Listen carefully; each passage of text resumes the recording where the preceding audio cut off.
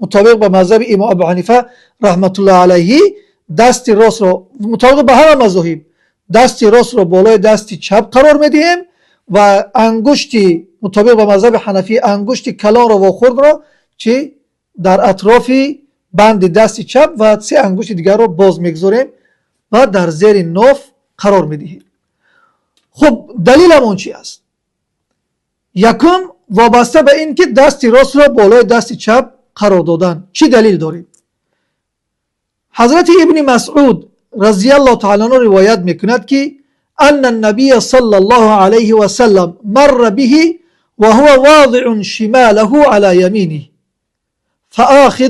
فاخذ بیمینه فوضعه على شماله. میگوید که پیامبر خدا صلی الله علیه و سلم من هنگامی که نماز میخوندم از نزدم گذشت و دید که من دست چپم را بالای دست راستم مونده بودم. میگوید رسول خدا صلی الله علیه و سلم دست راستم را گرفت و بالای دست چپم قرار داد. روایت امام ابو داوود.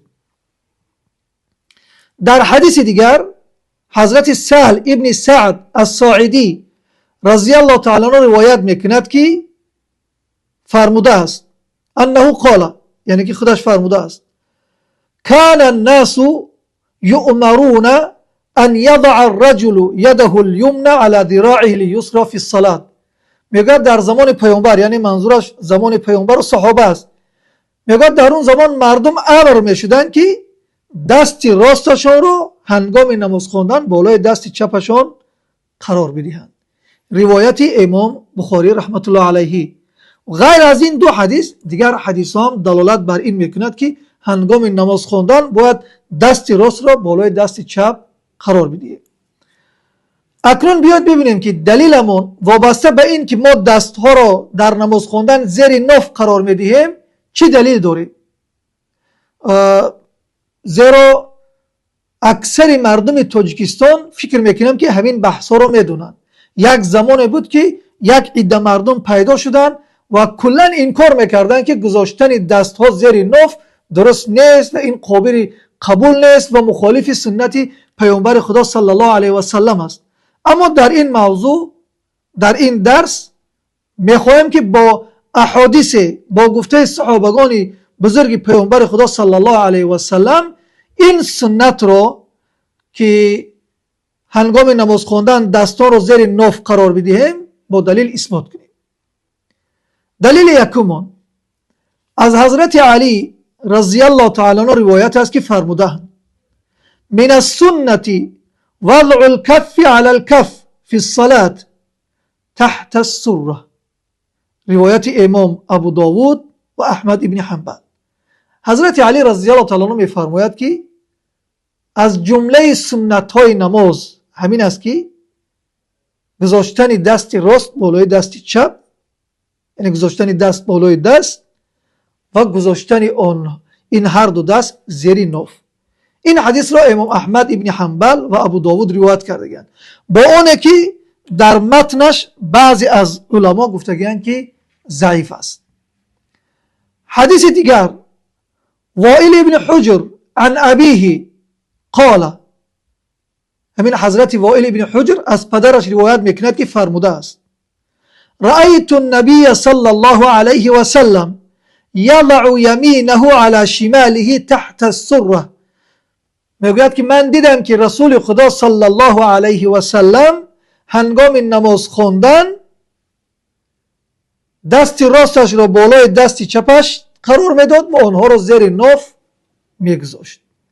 این حدیث را امام ابن ابی شیبه روایت کرده و وقتی که من به همین حدیث برگشتم گفتگو کردم قسم زیادی از علما همین حدیث را میگویند که سند قوی دارد یعنی سندش ضعیف نیست و ما در علم حدیث هم میدونیم اگر یک حدیث از چند وجه روایت شود حکمی قوی تر میگیرد. پس وابسته به این که ما طبق مذهب ابو حنیفه رحمت الله علیه دستا رو زیر ناف میگیریم یک چیز مخالف سنت پیامبر خدا صلی الله علیه و سلم نیست. این از جمله سنت های است که پیامبر خدا صلی الله علیه و سلم آن را انجام دادگیند و این روایت ها را من بیان کردم. البته غیر از این دیگر روایت ها هم هست که در اینجا نمیخواهم که طولانی شود زیرا خیلی وقتی زیاد میگیرد. حتما در دیگر بحث ها میتونیم که اونها را مفصل تر بیان کنیم. یک مسئله مهم دیگر این است که همین زیر ناف قرار دادن دست ها خاص مذهب حنفی نیست. صاحب کتابی الفقه الاسلامی و ادلته در جلد یکمی همین کتاب صفحه 726 میفرماید و یضعهما عند الحنفیه والحنابلة تحت السره، یعنی میگوید که مطابق به مذهب امام ابو حنیفه و امام احمد ابن حنبل رضی الله تعالی عنهما، مذهب این دو بزرگوار میگوید همین است که دست ها رو زیر ناف قرار بدهیم.